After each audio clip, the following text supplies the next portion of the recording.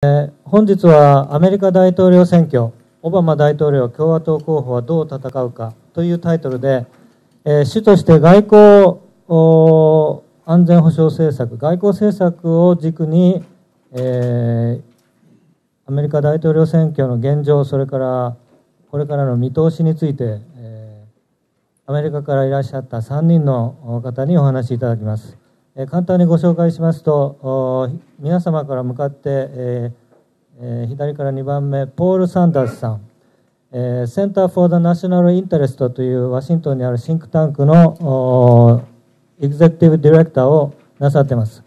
ロシア問題の専門家、米ロ関係、日米関係、中国、インド情勢にも詳しい方で、この研究所が発行している外交雑誌のThe National Interest の観光責任者でいらっしゃいます。またサンダースさんはブッシュ政権で2003年から2005年まで国際問題担当国務次官の上級顧問を務められました。その右側にいらっしゃるのがニコラス・グボスデフさん、アメリカ海軍ウォーカレッジの教授でいらっしゃいまして、国際問題、特にロシア、ユーラシア、中東の専門家でございます。同じこのセンター・フォー・ザ・ナショナル・インタレストでは非常勤上級研究員及びその先ほど申しました外交雑誌の The National Interest の編集責任者の一人でもあります。その他有名な Foreign Affairs という雑誌とかですね、あるいはファイナンシャル・タイムズなどの新聞などにもたくさん寄稿されている方です。一番右側の方が J. クーさんです。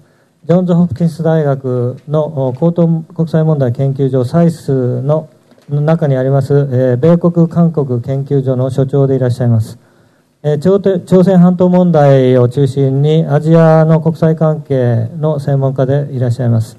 この米国韓国研究所にいらっしゃるまでは CSIS とか韓国ソウルにあります国際問題研究所、あるいはハノイの国際問題研究所などで、研究の実績がおありです。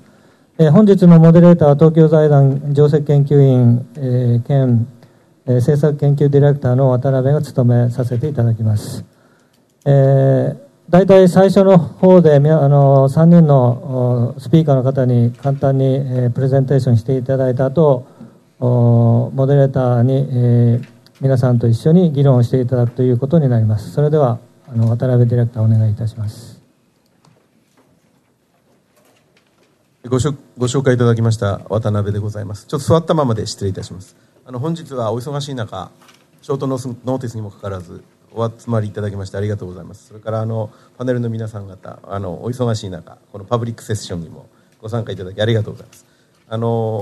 顔ぶれ見ていただいて分かる通り、皆さん外交問題の専門家でして、で今回アメリカ大統領選挙ということなんですが、どちらかというと選挙の細かい内容という部分もある程度はもちろん皆さん存じ上げていると思うんですが、その外交問題、国際関係問題、こういう部分というのは非常に今回はものすごい意味合いがあるんですね。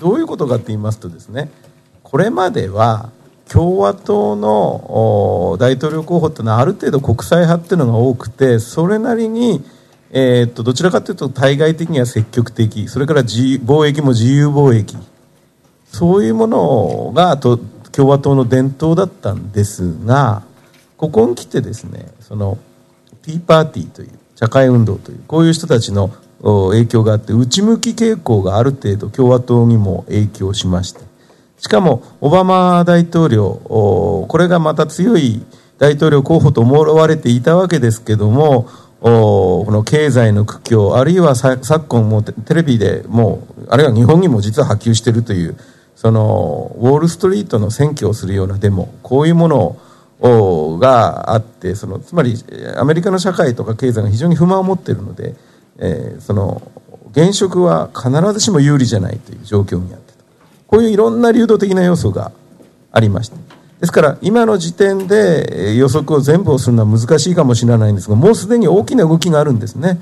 その一つに共和党候補同士のディベートというのがもう早速今日も多分 CNN のコマーシャルに出てました。今日というか今晩というかそのぐらいあると思うんですが、もう終わったのかもしれません。時差の関係でちょっと私も計算してないんですが、今一生懸命共和党の方はどういう候補を選ぶかと、そういう段階です。ですのでこういうワシントンにいて外交問題を見ながら、しかもワシントンの政治に触れている方たちの意見を聞くというのは大変有意義であると、そういうふうに考えております。それではですね、早速ですね、それぞれの方々から見方、大統領選挙の見方について、それを発表していただきます。まずはポール・サンダースさんの方からお願いします。スクリーンをちょっと下ろしますので、ちょっと時間をお待ちください。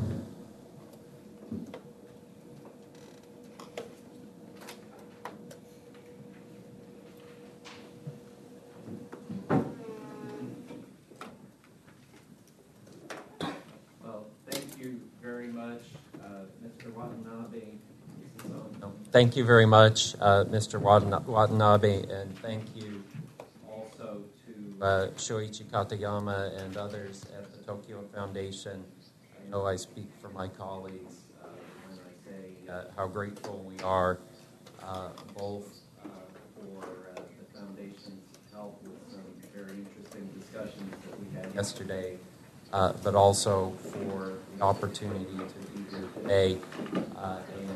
I certainly also appreciate working with the Foundation's Contemporary America project that they've been doing for a little while. If we could have the next slide, I'll start by talking a little bit about the dynamics of the presidential race and the support of the Republican candidates.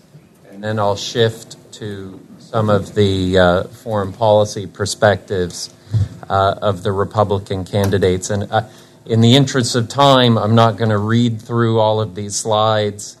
I'll just try to give some of the highlights.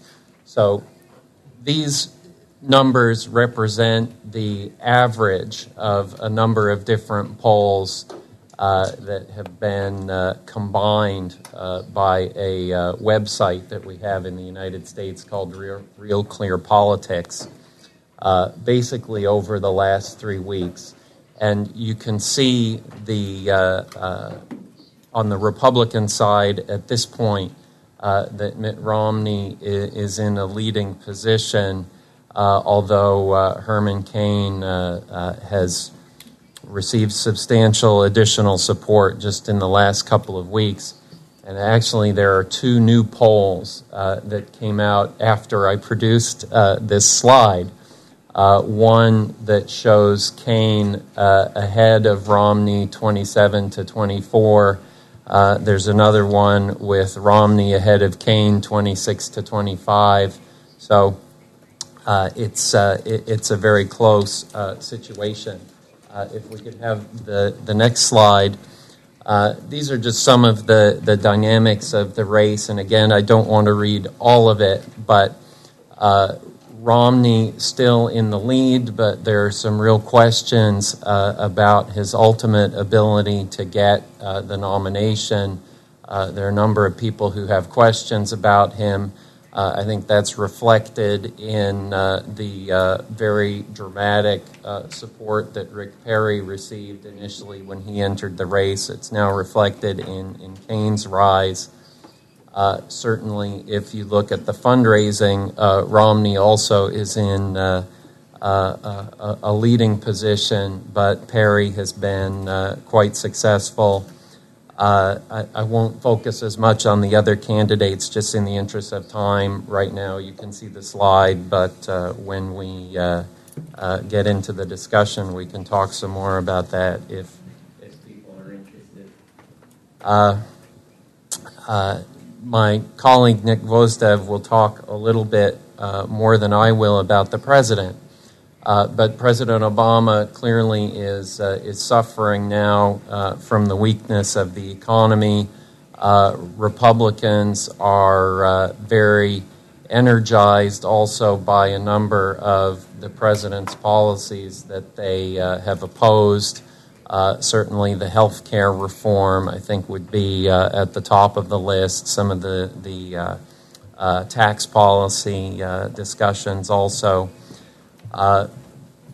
Nevertheless, looking at the polling on a national basis, President Obama still leads against both a generic Republican and against all of the specific candidates, but you see that the margins are getting quite narrow, and certainly versus Mitt Romney, that's well within the statistical margin of error at this point.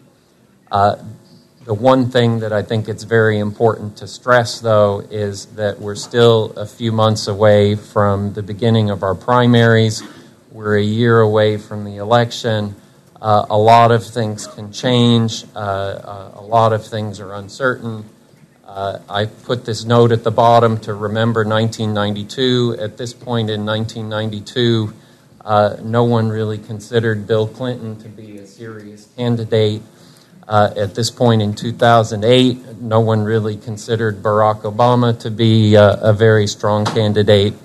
So there are a number of things that can change, and the national polling numbers that we often look at, they don't really fully reflect the fact that the nomination process will move on a state-by-state basis, through the primaries with candidates getting maybe some momentum in surprising places.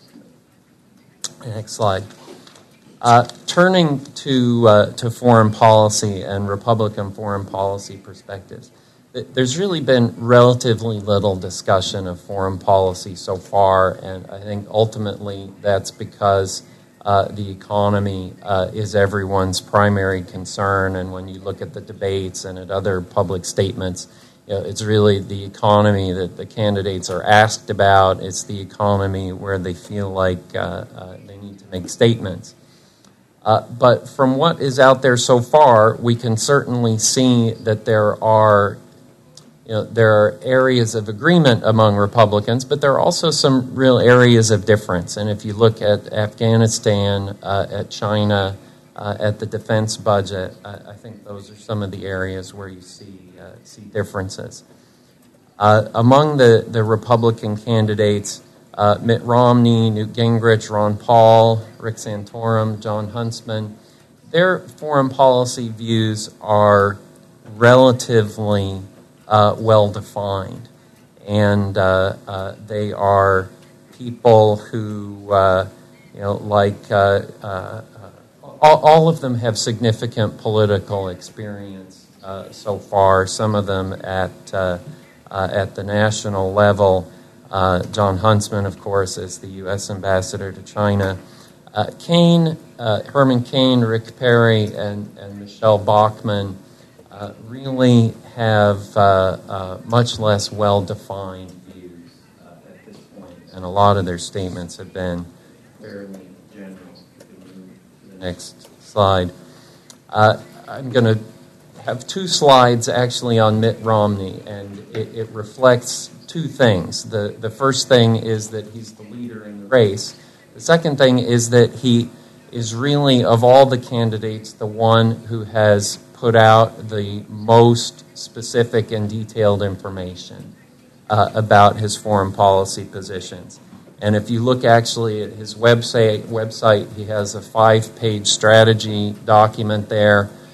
He has 8 steps that he says he will take during his first 100 days. He's announced a list of more than 20 people who are his foreign policy advisory team, mostly drawn from the mid and upper levels of the Bush administration. I don't want to read all of these things here, but this speech that he gave on October 7th at the Citadel, which is an American private military school, is I think illustrative of his focus in foreign policy and his some of his views.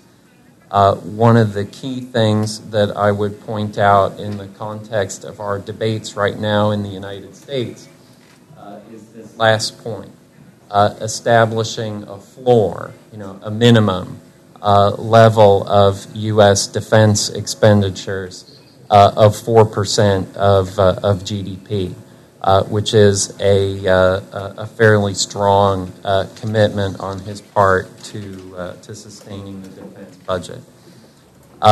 Looking at the next slide, and here I will read a little bit of this because it may be interesting for people in Asia. Mitt Romney last week published a major opinion article in the Washington Post where he outlined his views on China and the U.S.-China economic relationship. And it included this fairly strong statement, which I'll read. Doing something about China's cheating makes some people nervous. Not doing something makes me nervous. We're warned that we might precipitate a trade war. Really? China is selling us $273 billion per year more than America is selling China. Why would it possibly want a trade war? So that's a fairly strong statement. One of the things that Romney has said that he'll do on his first day in office, if I remember correctly, is to declare China a currency manipulator. So he's taking a fairly tough stand vis-a-vis China, and seems to have the view that a serious trade dispute would be much worse for China than it would be for the United States, and that gives the United States some leverage. He also talks about maintaining a strong military capability in the Pacific. He establishes a goal of increasing U.S. shipbuilding, actually quite substantially, naval shipbuilding. Wants to expand trade, has some other ideas. North Korea, importantly, he says he wants to punish North Korea for further progress in its nuclear program rather than rewarding it. Iran, another area where Romney wants to apply pressure, and talks about simultaneously deploying aircraft carrier task groups in the Eastern Mediterranean and in the Persian Gulf to make clear to Iran that the United States does have a military option in dealing with Iran. Afghanistan, he's been somewhat more cautious, and it's interesting that his commitment for his first 100 days on Afghanistan is to have a review. It's not to increase, to slow down the withdrawal or any of these other things. It's to have a review. And finally, on Russia, Governor Romney has said in his strategy document, or one of his speeches, he wants to reset the reset. And really to take a more skeptical view toward Russia and to confront Russia on human rights issues. If we move to Rick Perry, Herman Cain, and Michelle Bachmann, who I have put next because they're really next in terms of the polling. Their statements on their websites about foreign policy, they're less than a page long, all of them. Some of them are only 2 or 3 paragraphs long. Their goals are very broad. We want a strong America. We believe in American values. We want to support our allies. There's not a lot of specificity, really, beyond that.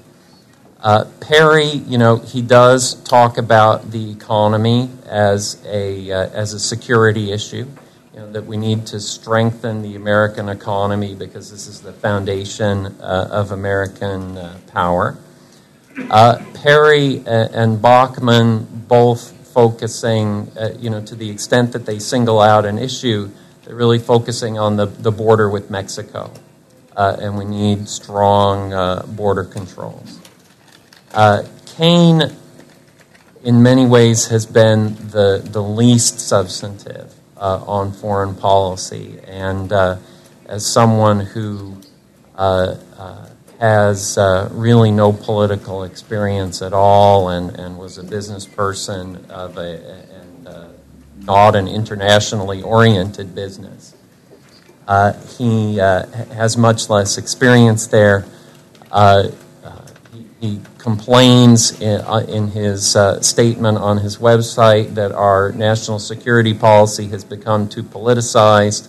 He wants America to pursue peace through strength. He expressed the idea in one of his speeches that, if the United States could become more independent from energy imports, that maybe this would contribute to reducing global energy prices, and that would put more pressure on Iran.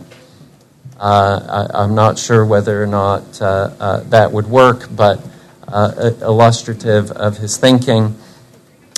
Michelle Bachmann has this, what she calls her simple maxim for foreign policy, that we need to stand up for our friends, stand up to our foes, and know the difference. Again,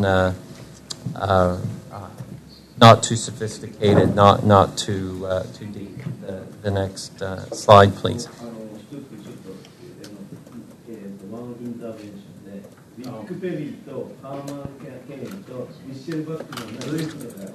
Sorry, I was.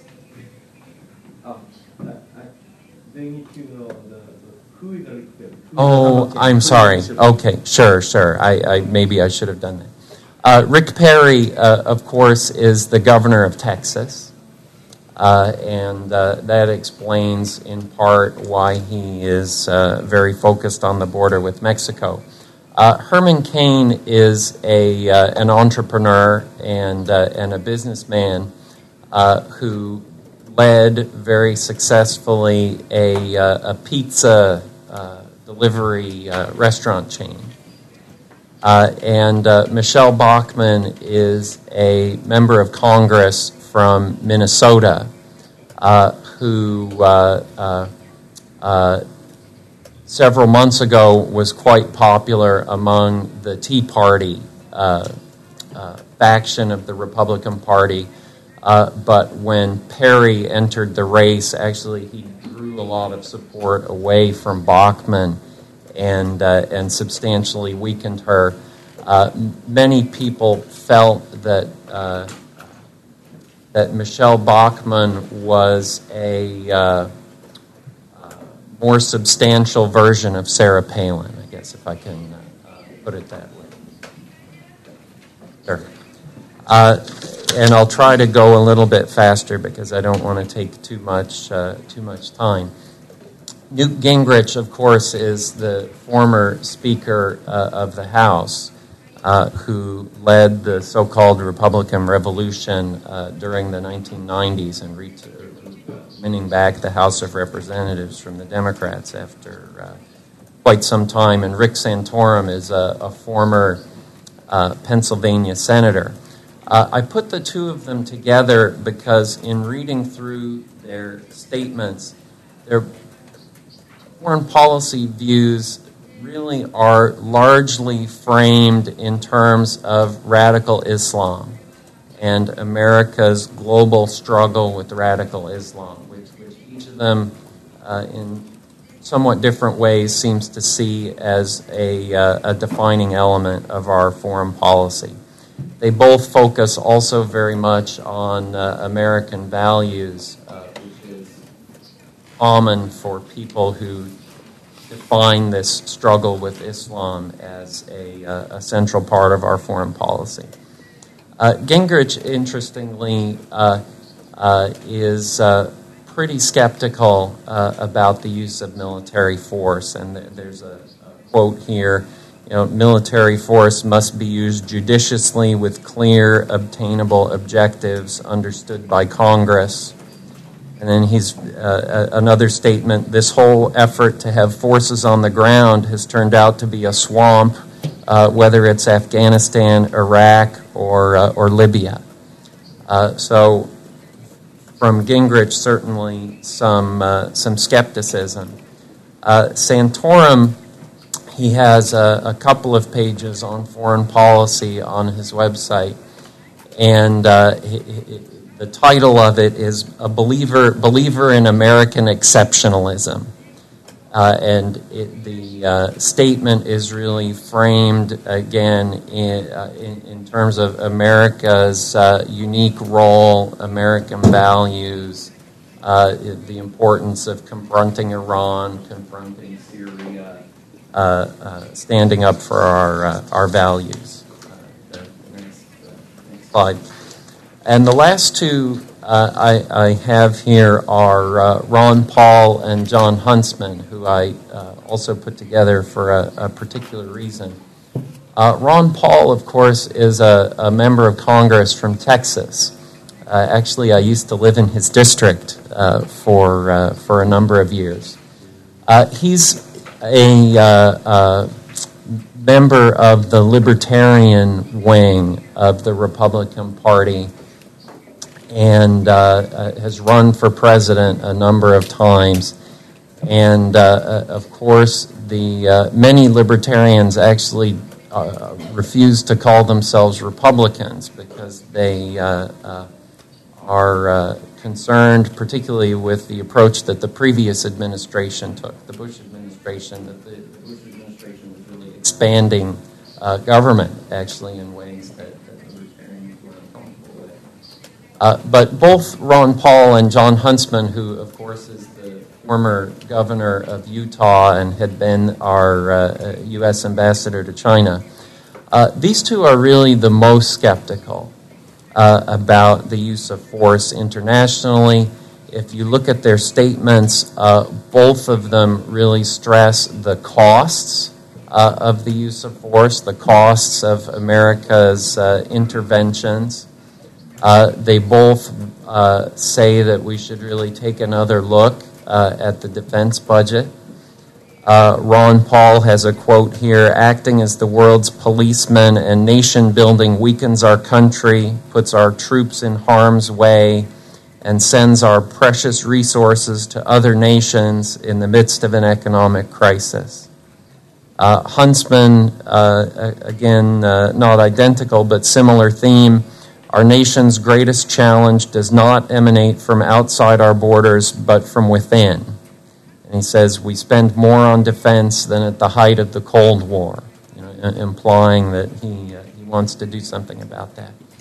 Now, their complaints, I guess, about American foreign policy, their concerns are similar, but their goals are quite different. And Ron Paul has a much narrower foreign policy vision, really driven by the libertarian belief in limited government.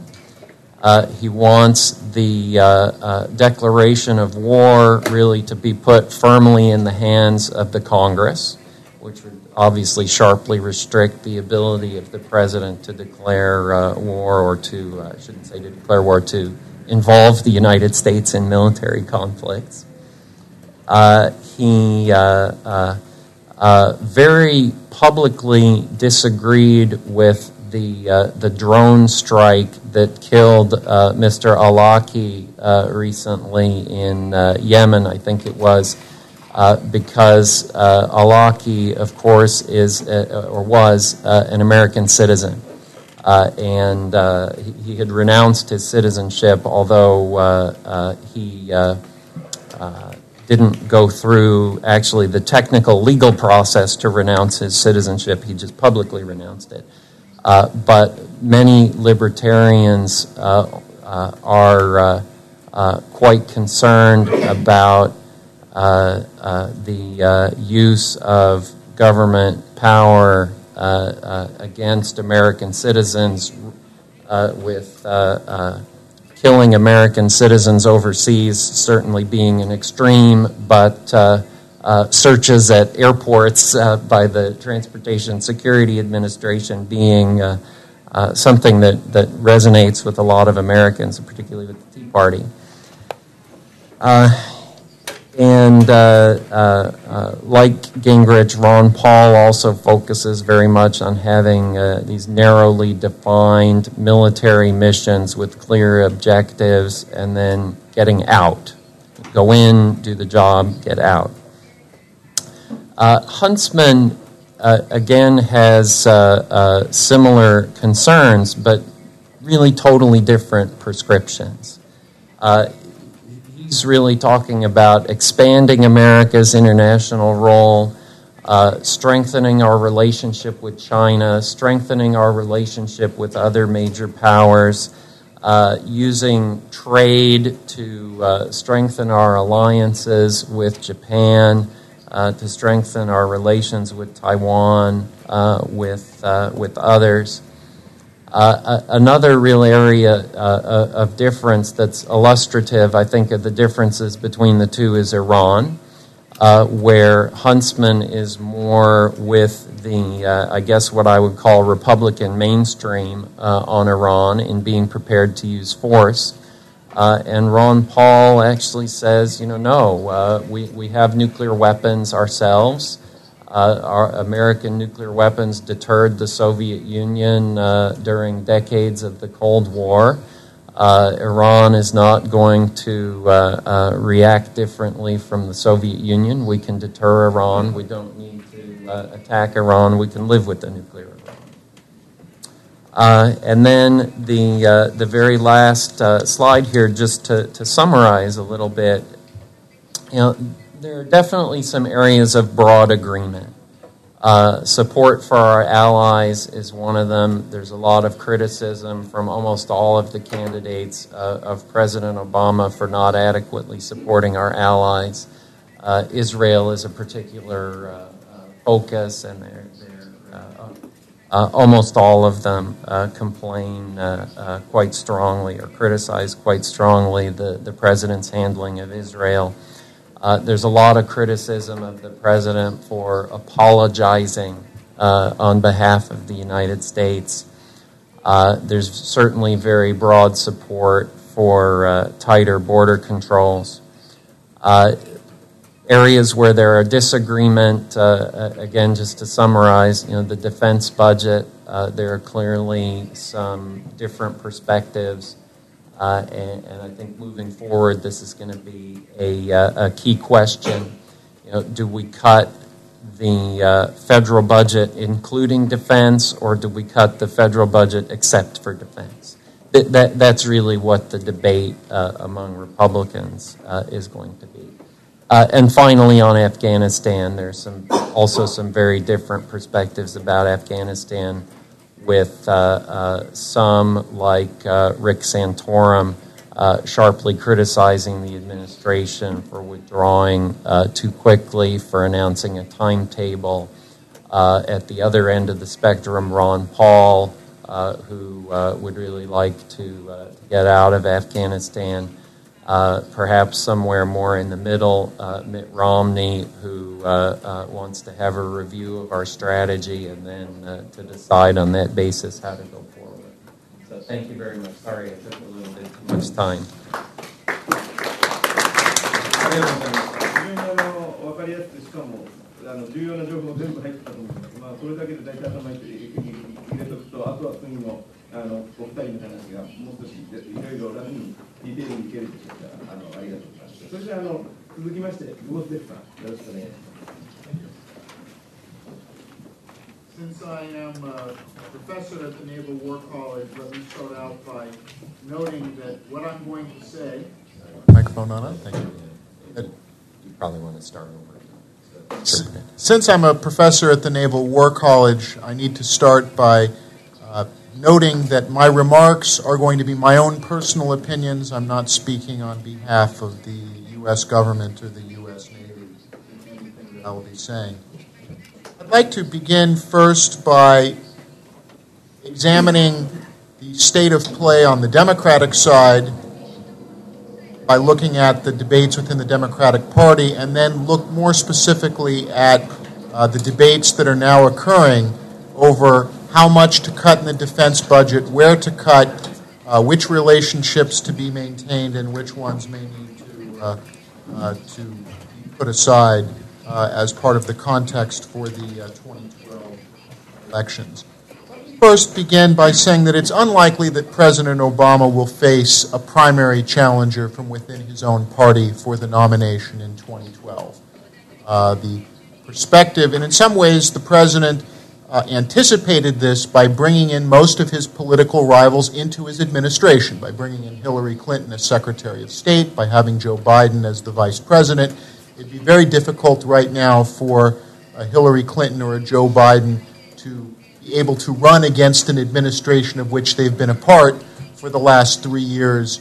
And there's a sense that Obama, in creating this team of rivals that he did with the cabinet, ensured that everyone's fingerprints would be on the policies that the administration has done over the last 3 years.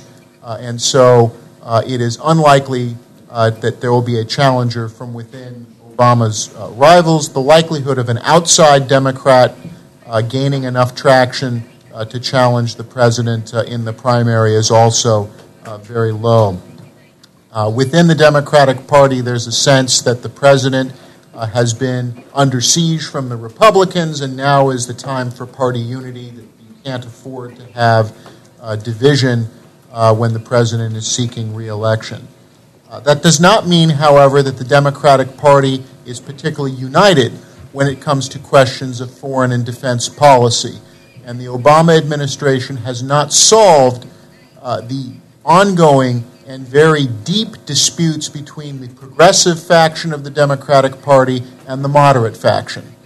That the debates that were there during the Bush administration are still very much alive as to what should be America's role in the world, what should the U.S. do in terms of military policy, how involved should the U.S. be.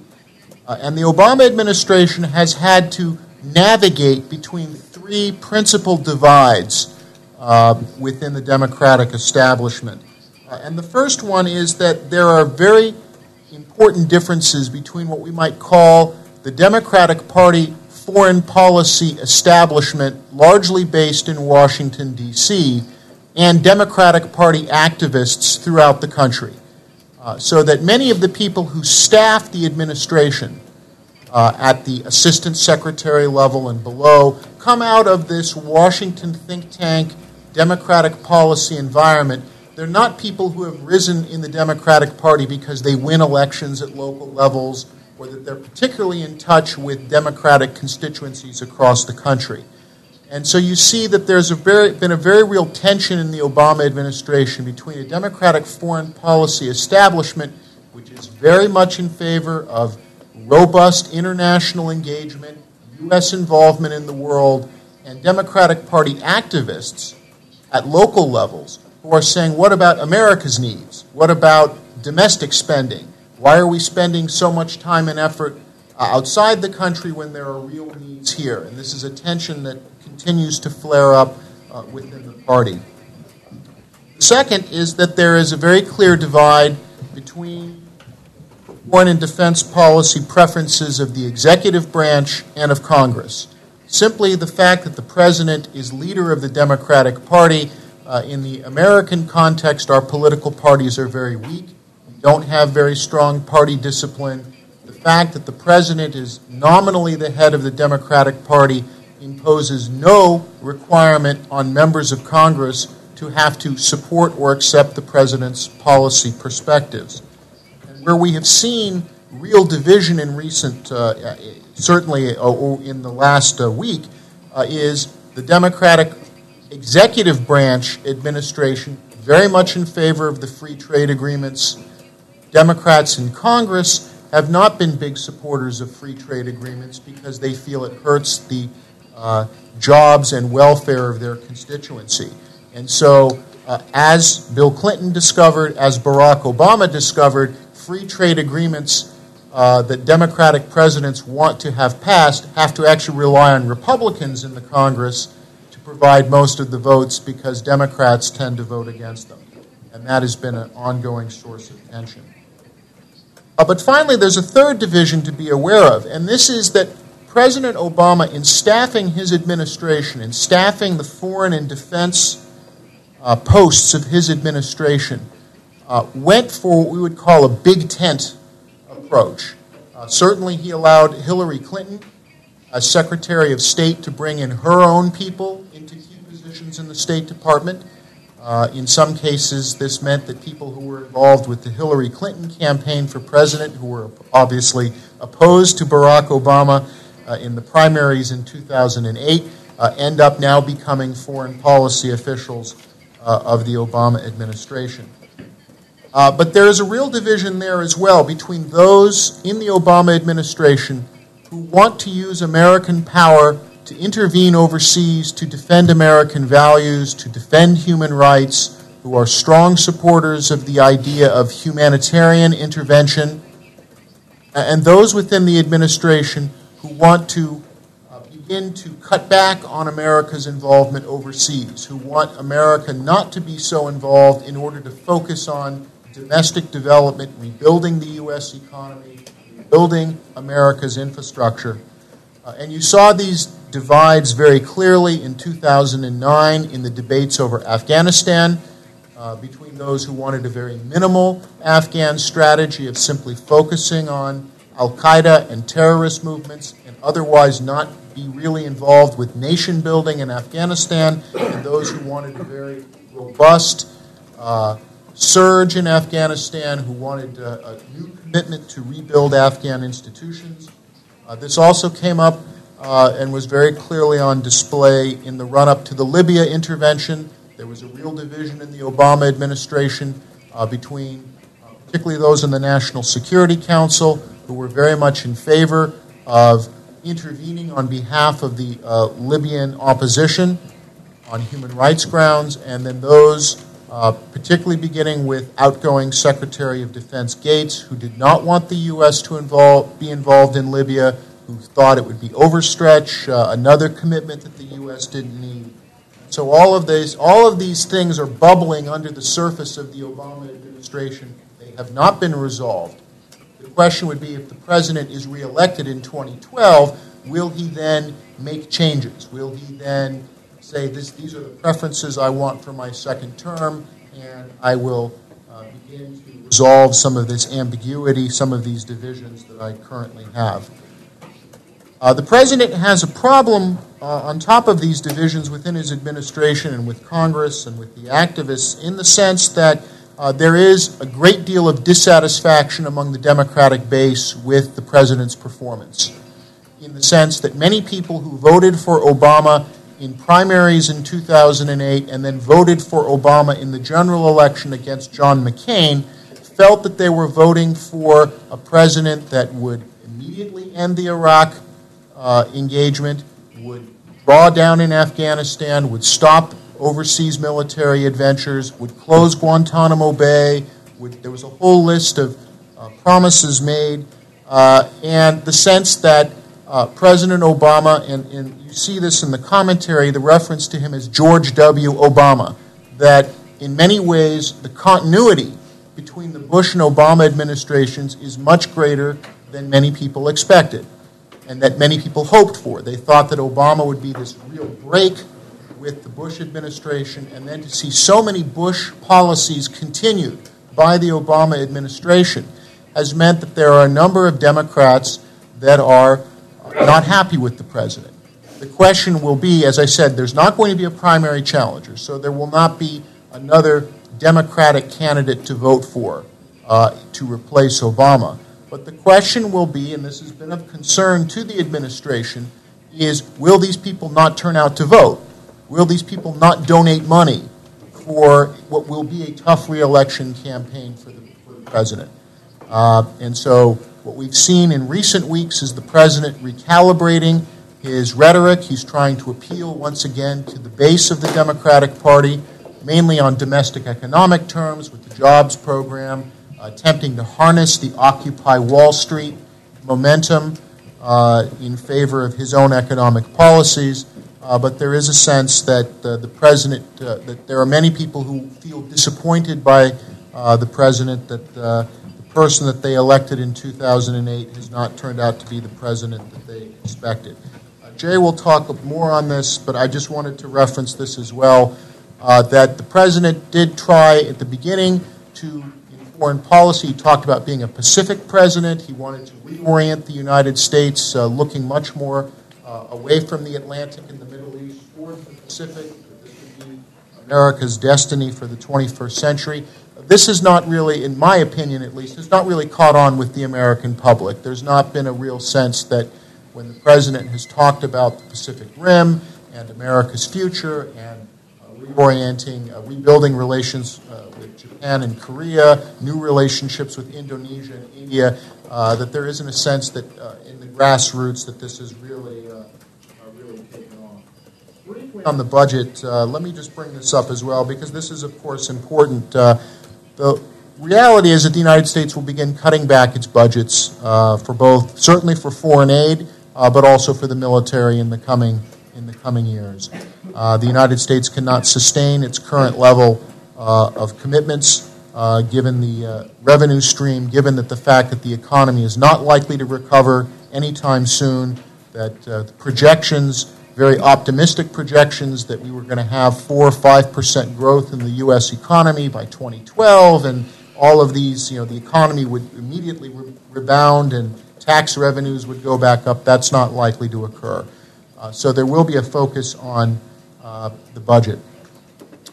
Again, the realities are no Middle East peace dividend in the sense that the fact that the Iraq conflict is winding down, but new problems are emerging in the Middle East, makes it unlikely that the United States is going to quickly disengage from the Middle East and be able to focus as much on Asia as people had hoped.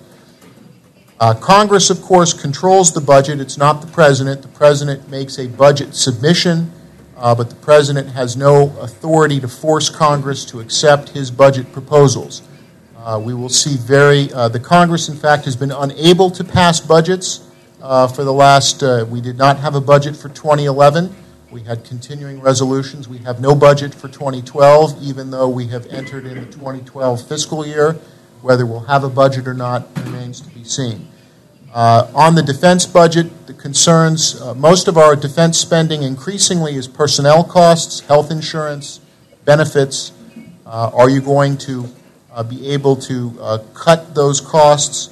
Are you going to cut weapons systems and platforms? Are you going to cut bases overseas? Are you going to cut deployments overseas? All of these things are on the table.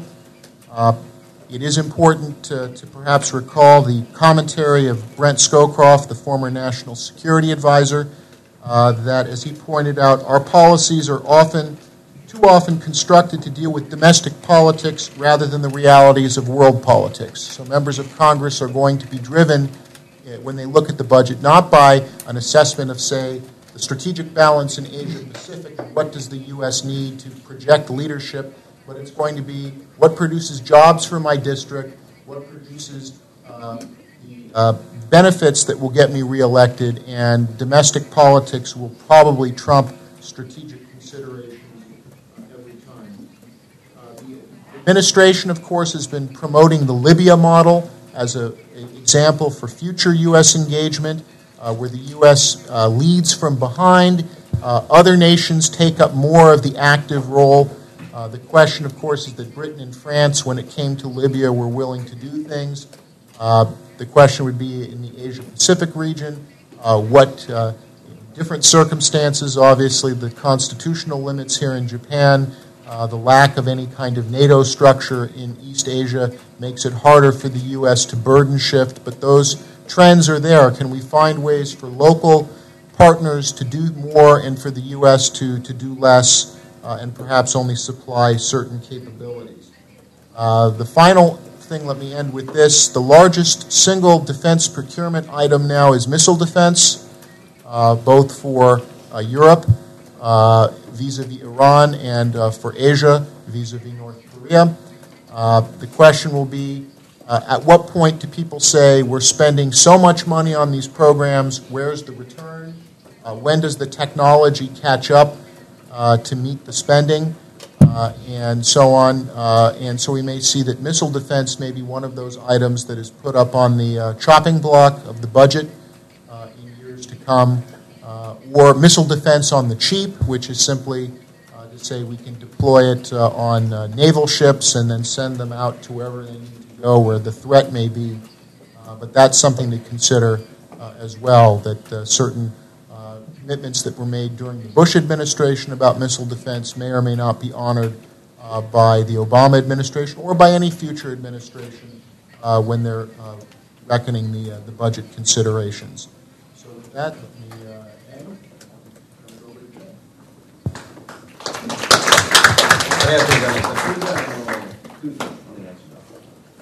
Well, thank you very much. I think we had two terrific presentations where Paul gave kind of a big picture overview of the process and candidates.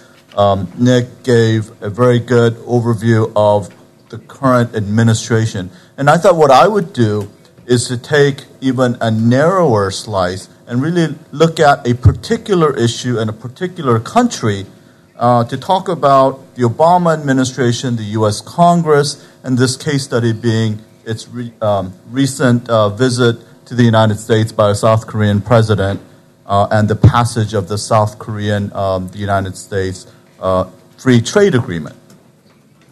In doing so, I want to talk about the process, the political process that happens in Washington, what we call Beltway politics. Beltway is basically a highway that goes around Washington, D.C. and kind of serves like a belt. And everything inside it is Beltway politics, which is very, very different from the rest of the United States. And I think Paul kind of alluded to his growing up in Texas, my growing up in middle of nowhere, Kansas, and I forget where you grew up, California, which is really, really out there as well. More ways than one.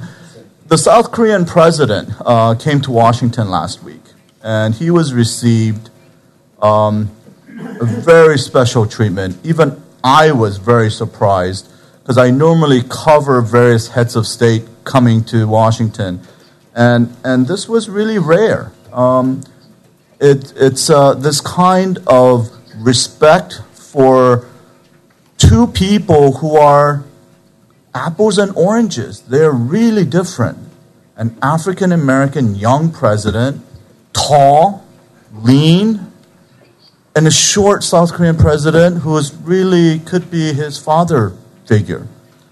And by chance, I got invited to the White House big welcoming ceremony. It was raining and miserable, and I was complaining why I was there at all. And then just by pure chance of where I was standing, the two presidents came around, and I had a chance to shake both of their hands. And the discussions that they had at the podium was something very genuine, that they really did respect each other. And how did that come about? And how did that relationship help the political process of getting a free trade agreement that was agreed upon by the two presidents of the two predecessors, President George Bush and the former president of South Korea, Roh Moo-hyun. So for 5 years, the two countries tried to get this ratified. And it happened really, really fast, within the span of maybe less than 10 days. I think this was largely helped by the special relationship that these two men had.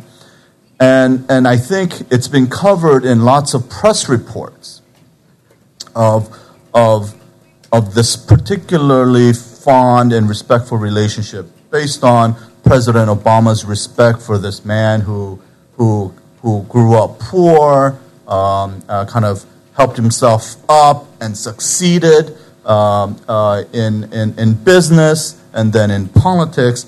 And Obama, in a way, thought that's how he had grown up. and that there was an immediate pull. Another is that the South Korean president really spent a lot of political capital trying to mend the relationship between the United States and South Korea that was very, very bad under George Bush administration and the progressive Nomuyan government. And that this political process was helped in 2010 with the defeat of the majority in House, the Democrats. It was agreed, I am told by various sources, that in 2008, Nancy Pelosi, as the leader of the Democratic Party, as the Speaker of the House, had basically made an agreement with the unions that there would be no free trade agreement while she was in leadership. And even though this was the last year of the George Bush administration and the Korean government thought he would be able to get it passed, that was not possible.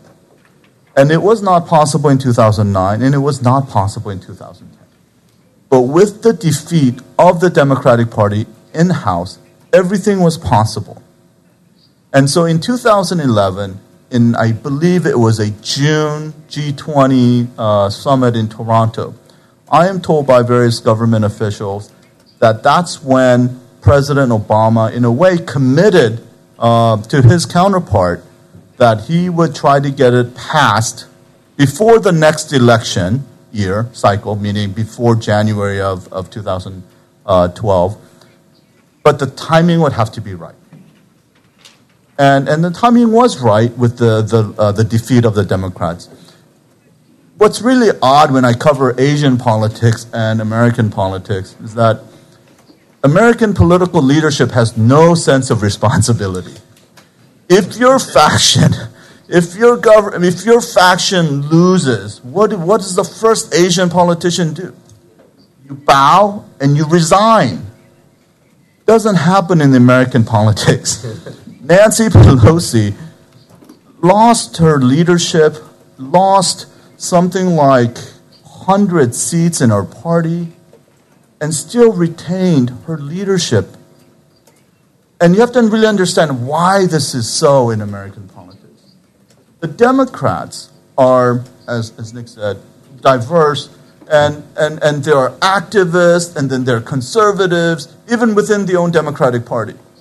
And so the Democrats had a big chunk which were labeled the Blue Dog Democrats. They were Democrats, but they were fairly conservative. Not the activist liberal Democrats. And in fact, those Democrats lost. Many of them lost. And those constituencies voted for Republican. So in a way, Nancy Pelosi had her backers in Congress. The most liberal, progressive Democrats won their seats and were able to support Nancy Pelosi as the party leader. But the fact that she wasn't the Speaker of the House provided a window of opportunity for Obama, given some kind of timing issue, that he was going to able to get this free trade agreement passed, again, with what Nick said, with the help of the Republicans. But how did that special relationship come about? I was told that President Obama was genuinely thankful for the South Korean president who endured the beef political protest in his own country by allowing the importation of American beef, and had withered a firestorm of protest that almost brought his government down. And I was told that the White House had really genuinely appreciated that kind of risk-taking by the South Korean president. But the other things that the South Korea did really well was it really kind of partnered with the White House on lots of its international initiatives. Sent troops to Afghanistan,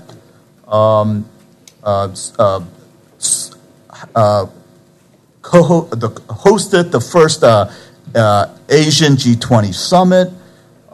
It was a country that President Obama reached out asking South Korean government to host the second nuclear security summit coming up sometime next year.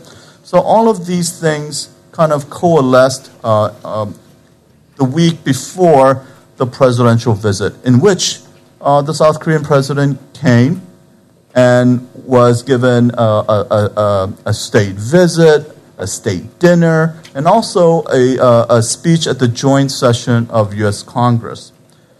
And the Washington Post covered this in a way that I had not seen Korean issues covered. Korean issues in America is usually on page 26, and it would be about this long. But usually Asian issues are like that unless it involves China. And so for the Washington Post to cover it in front page, and you have to understand that there's this thing called style section, which is kind of the Washington version of the Hollywood entertainment gossip, kind of section. And in that style section, it was front page, and then inside there was large, two sides. And it covered who was there, dinner list of people who came, and one article had who they thought were going to get invited. All this suggests that the White House really took this visit very seriously and wanted to treat the South Korean president to a great trip. And those kind of coordination, getting the Washington Post, the right photographers, making sure it's covered in the right way, takes a lot of political capital in that town. And the fact that the White House was willing to do it.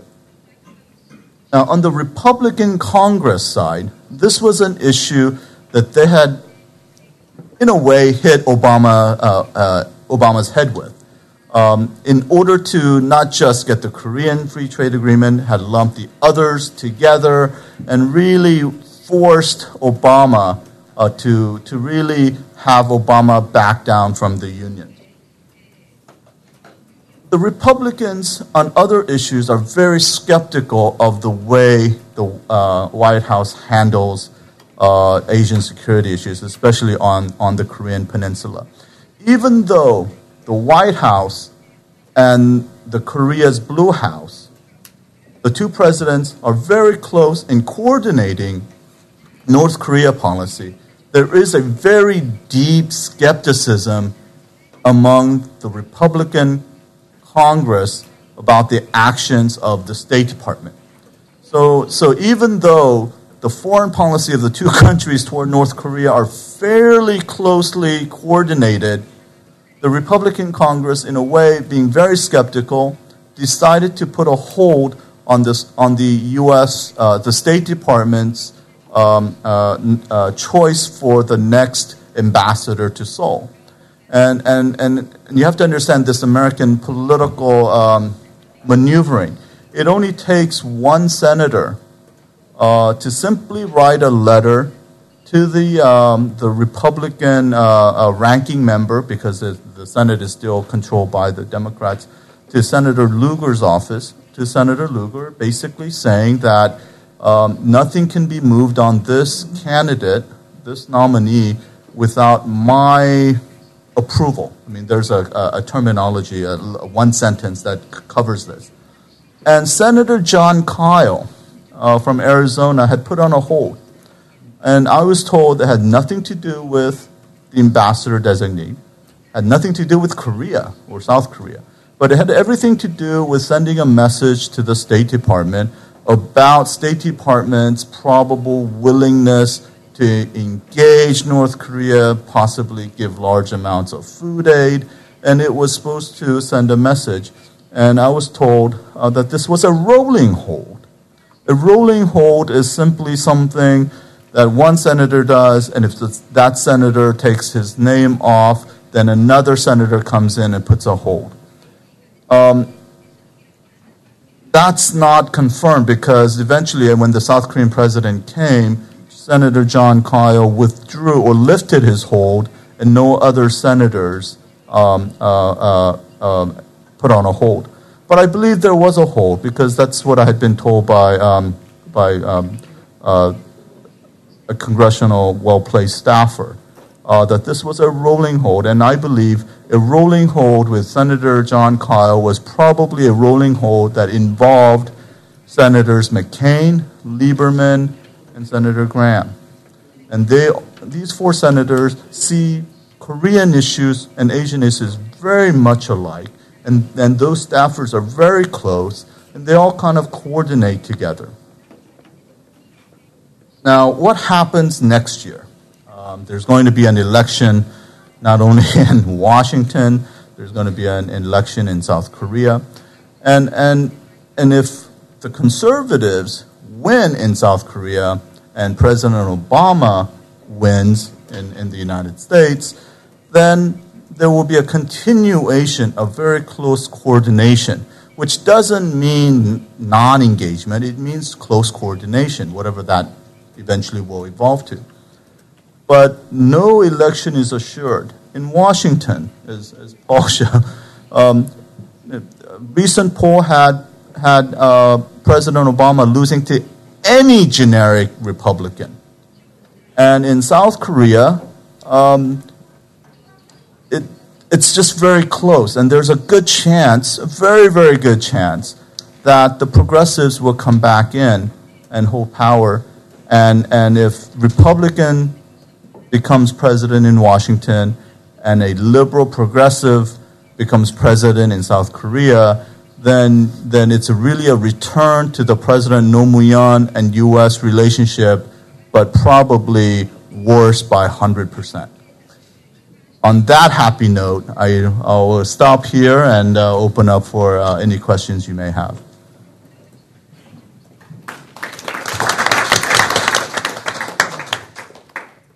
クーさんありがとうございました。一応これでフロアいろいろ質問あると思うんですが、ちょっと一つだけまとめて最後にちょっとこの3人最初に聞きます。多分みんな聞きたいと思うから、皆さん3人それぞれちょっと答えてください。今の時点で、考えて来年の大統領選挙、まず、共和党候補誰になると思いますか。それから共和党候補とオバマ大統領の戦いでどっちが勝ちますか。その時のどっちかが勝つ時の決定的な要素、例えば経済とか安全保障とか、これをとりあえずちょっと最初にサンダースさんからお願いします。Well, the first thing I would say is that, as a rule, American elections and voting behavior of Americans is almost always driven by the economy. And the Bush administration, and particularly President Bush's reelection, actually in 2004, I would say, is the closest thing that you can find recently to an exception, in the sense that security issues played a fairly significant role in that election.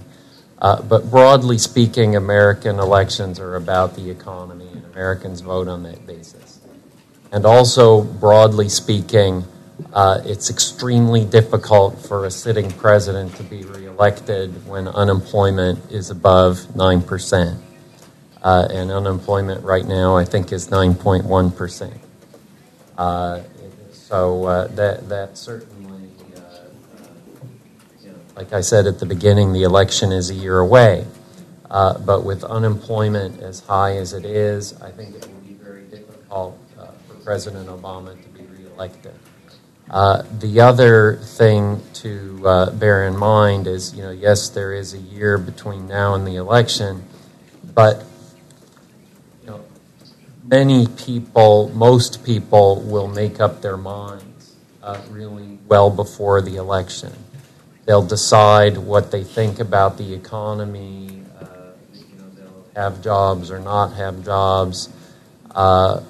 Probably by next summer at the latest, And, if there's suddenly a good jobs report in October, it will be too late because people will have already decided how they're going to vote. So I think there are no guarantees, and it's very difficult to say, but from what the economic analysts are saying right now about our economy, I think the president has a very big challenge ahead of him. If you look at the Republican field, it's obviously we haven't even started the primaries yet at this point. That doesn't start until the beginning of next year, so it's really still wide open. But certainly so far, my own view is that Romney is in the strongest position. Romney, the former Massachusetts governor, there are a lot of questions about his appeal to conservatives, and that's going to be his biggest problem moving through the primaries. There's no question. But at the same time, Governor Romney is almost everyone's second choice. And I think that puts him in a fairly strong position. It's not quite as desirable as being almost everyone's first choice. But in a divided field, being almost everyone's second choice is not a bad thing at all. And we have already seen that many of the other candidates, there was great enthusiasm for Governor Perry for about a month, and his support has really come down quite sharply. There was great enthusiasm before that about Michelle Bachmann, and her support is about half of what it was earlier. There's great enthusiasm currently about Herman Cain, but at the same time, more and more people are starting to ask questions about his policy positions and his background. His main policy position so far has been his so-called 999 plan, which people may have heard of here, which is a 9% flat income tax, a 9% corporate tax, and a 9% national sales tax. And it's very simple. It's very easy for people to understand. It's attractive to a lot of Republicans who like the idea of flat tax, and obviously it also would, for many people, reduce taxes. But as there is more and more scrutiny of this concept, and people think more about what it means in practice, there are also a number of questions that are being raised about how practical it would be. It's just we'll see what happens, but my guess would be that in the end Romney wins. Who knows? It's a long way away. I would agree with Paul that the economy generally drives the elections, but I would also point out that foreign policy concerns can have an impact at the margins. In swing states, among certain groups of voters, and also with fundraising, up to having the funds that you need to run a successful campaign. And the Obama administration discovered this in the special election earlier this year to replace Congressman Anthony Weiner, where in a district that was solidly Democratic because of concerns about Israel, the Obama administration's policies towards Israel, in a district where that mattered, large numbers of voters crossed party lines to elect a Republican to that seat. So there could be, economy is always going to be the main driver, but foreign policy may or may not play a role at the margins. When it comes to the GOP candidate, my opinion on this is as follows. The Republican establishment would like to get does not want a divisive primary process. You don't want Republicans attacking each other for 4 or 5 months and weakening the potential nominee. And if you can wrap it up and sort of say, look, Romney looks like the best shot. He's everyone's second choice. As Paul said, let's settle on him and let's move forward. The problem is that Romney still has to actually be elected by primary voters. And there is a great deal of dissatisfaction. We can't get around the religion issue. That Governor Romney, a member of the Church of Jesus Christ of Latter-day Saints, the Mormon Church, is seen by a number of the conservative evangelical Christians as not belonging to the Christian tradition. This was a thing that sank his campaign in 2008. That particularly in states like South Carolina and Iowa and other states where this mattered. We saw this with the minister in Texas connected to Rick Perry, making questions about Romney's religious affiliation. That could be an issue that continues to dog him. The question is whether or not Republican primary voters, what lessons they took from the 2010 elections. Because had Republican primary voters in 2010 selected 2 moderate Republican candidates in Delaware and in Nevada, the Republicans would control the Senate today. Instead, they selected the most ideologically pure candidates with Christine Johnson in Delaware and Sharon Angle in Nevada, who were pure in terms of commitment to conservative values, who lost the general election to Democratic candidates. And so you have those who might say, look, we may not think Romney is the most conservative or the most ideologically pure, or maybe we have concerns about his religious background, but he's the one who can beat Obama, and if that's more important, getting rid of Obama rather than ensuring you have the most ideologically pure Republican candidate, that could be the thing that drives him through to win the nomination. Governor Christie in New Jersey, many people sort of were banking on him to enter the race. He has now said he will not enter and endorsed Romney. Bobby Jindal, who up to 2010 was sort of seen as a rising star in the Republican Party, a young governor, activist, solid conservative principles, does not really have much traction. He could come back maybe in 2016 or 2020 as a credible figure, but the likelihood of someone else coming in is low. And as Paul has said, you've had this series of anti-Romney candidates who come in, have a great deal of popularity at the beginning and then drop in the polls. So I think that's the trend that we see. Who do we think will win? Obviously, it's more than a year out from the general election. My sense is that Obama has weaknesses, but that Obama can run an effective campaign. If he ran in 2000, and this is again why I stress that these are my opinions, if he ran in 2008 on the theme of hope, in 2012 he runs on fear. 2008 was hope and change. 2012 would be, may not like me, you may not be satisfied with my record, but look at this Republican and you should be afraid of him even more than you're afraid of me or that you dislike me. And that could be the strategy by which, as we see from these poll numbers that Paul has put up, a great deal of dissatisfaction with the president. The president is vulnerable, but he's not out by a long shot, and he could easily rally in the summer. Even if unemployment is high, he could still rally in the summer and fall of 2012 and to say that I'm the least bad of the 2 options that you're presented, and then succeed to a second term. My take is slightly different, actually quite different. I think the economy is going to continue to tank. We will hit unemployment at 9.5%, in which there's nothing Obama can do to get reelected.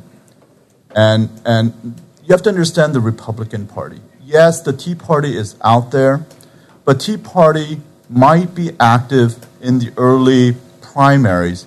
But even in 2010 election, they only made a difference in as Nick said, a couple of races.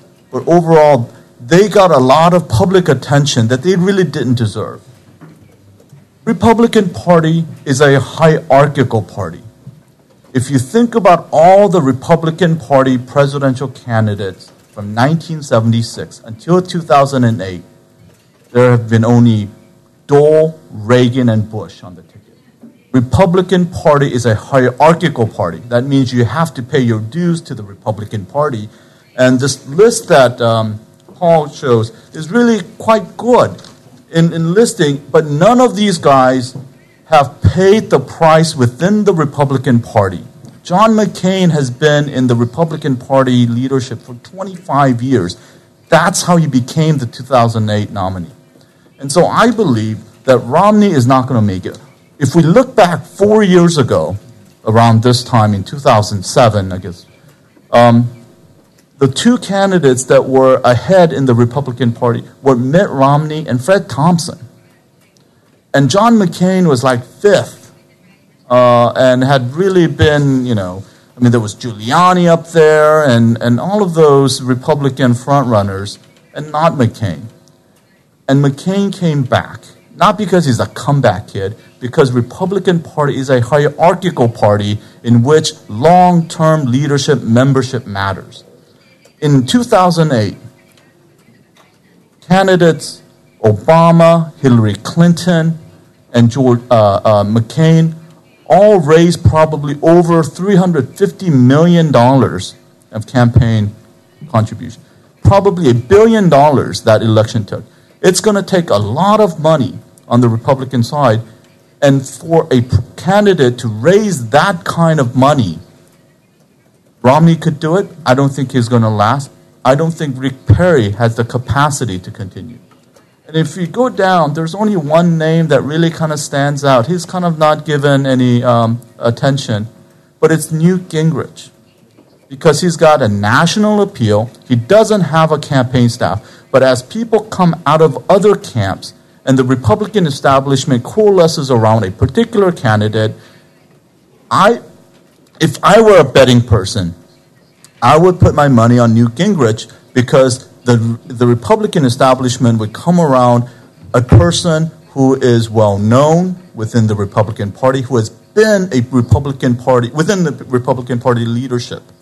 And that's why I think Newt Gingrich is going to, because he knows politics. And even though he's not doing very well, he's got the staying power. And once he makes it through, I think the establishment will come and support it. I'm going to make a comment because I want to respond a little bit to what both of you said. And if you guys want to respond to me, that's okay. We can have a little bit of back and forth. I think that Nick made a really important point in terms of President Obama's likely campaign strategy of fear. And I completely agree with that. From my perspective, the question of who wins in that kind of an environment, it really depends a lot on who the Republican candidate is. And there are some Republican candidates who it would be much easier to attack than others along this axis of fear. And from that perspective, I think that Romney actually, as a former governor of Massachusetts, and you can't get elected as a Republican in the state of Massachusetts if you're a really strong conservative. I think he's in perhaps a somewhat stronger position than some others. It wouldn't be the same as campaigning against Rick Perry, campaigning against Herman Cain, or for that matter, campaigning against Newt Gingrich, actually. And in terms of what Jay was saying, shifting a little bit to Gingrich, I agree with a lot of what Jay was saying about the Republican Party and it having a somewhat more hierarchical approach in terms of choosing its candidates. I think the key question is, how do you define paying your dues? And I think in the context of the Republican Party, from my perspective, it's less about years of service, and it's more about what have you done for me lately. And from that perspective, Romney has basically been running for president since about 2006 or something like that. And ever since Obama won, he's been going around the country helping Republican candidates, building connections, building his own infrastructure, helping other people to raise money and to campaign. And I think a lot of people would define paying your dues more in those terms. And frankly, I think there's a lot that is interesting about Gingrich, but among many Republicans, we have an English idiom, and I'm not sure how well it will translate, but Gingrich is viewed as a little bit of a loose cannon. And that's something, he's very unpredictable. And for a lot of people in the Republican establishment, the idea of someone who is unpredictable, and his leadership of the House, he was unpredictable, and many people saw him not entirely as a team player. That could be a little bit of a challenge, but you may both have different views. それではですね、会場から質問を受け付けたいと思います。マイクがいきます。大きな声をしている人でもマイクがないとトランスレーションができませんので、通訳ができませんので、マイク行くまで待っててください。手を挙げて、いただけますか。それで、お名前とご所属をおっしゃっていただいて、で、質問をしてください。いかがでしょうか。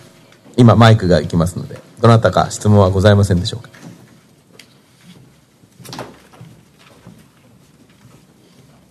じゃあ質問がないようです。わかりましたね。脅しをかけただけですけども。じゃあ、こちらの右の側の後ろの一番、ちょっと手を挙げ続けてください。すいません。はい。一番後ろのこの私の先の方。はい。越智と申します。リタイアしました。最近のニュースを見ていると、日本もそうですけど、あまり政策というのは聞こえてこないんですけれど、共和党で、必要を含めた経済対策というのは、提示があるんでしょうか。以上です。ありがとうございます。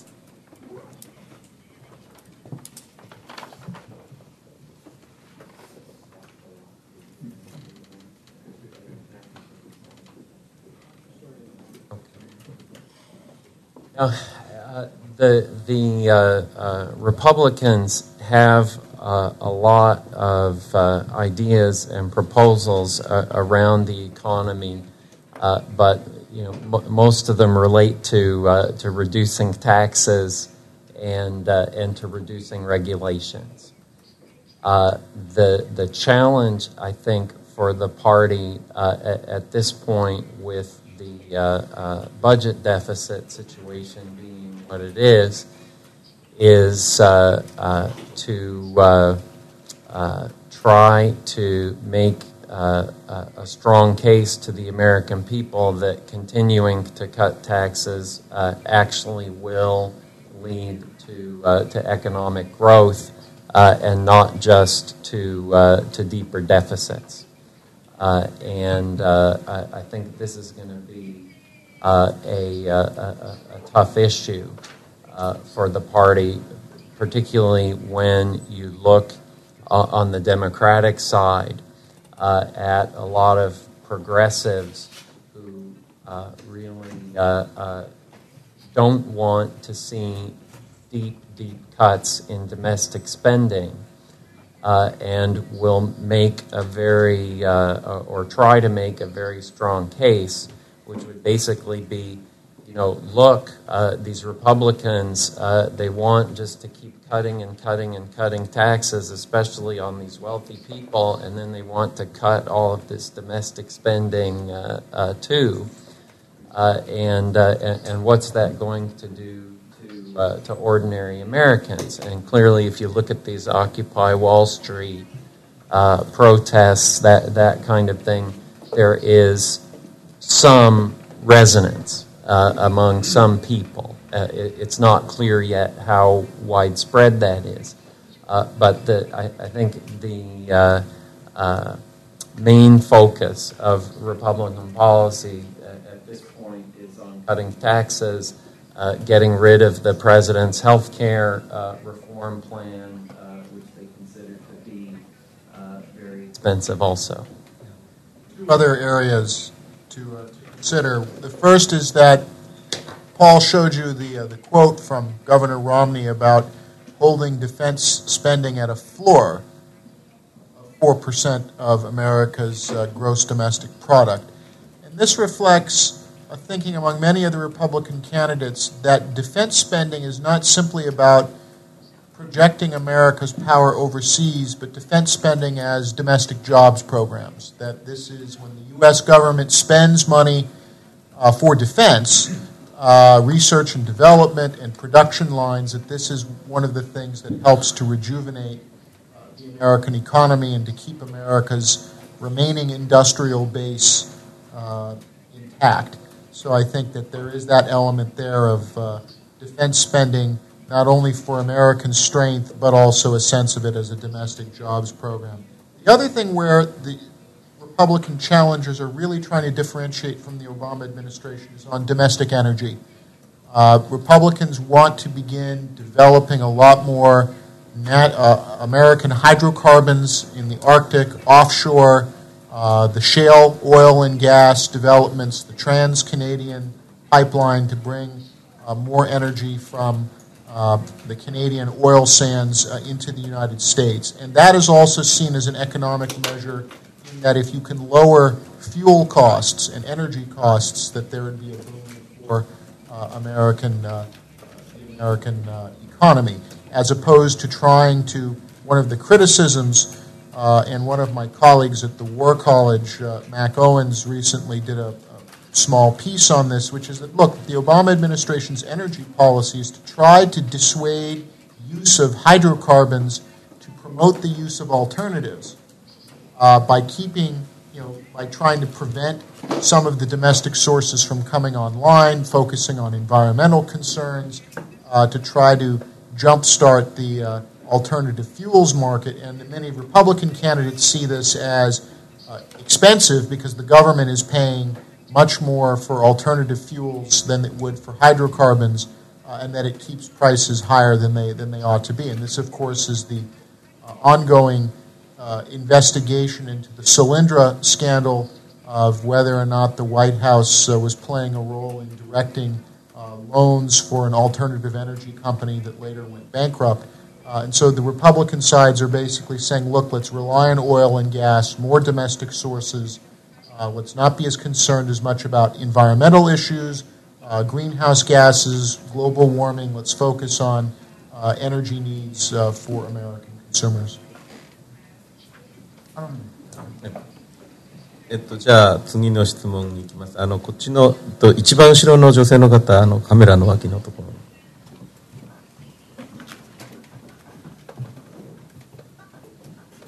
西村と申します。最近クリントン国務長官が発表した論文で、アメリカズ・パシフィック・センチュリーというフォーリンポリシーの論文なんですけれども、日本でも報道されまして、これから今後10年のアメリカの外交戦略のフォーカスをミドルイースト等からアジアパシフィックに移すという論文なんですけれども、ちょっとごめんなさい、マイクがちょっと聞こえたり聞こえなかったりするんで、マイク変えてもらえませんか。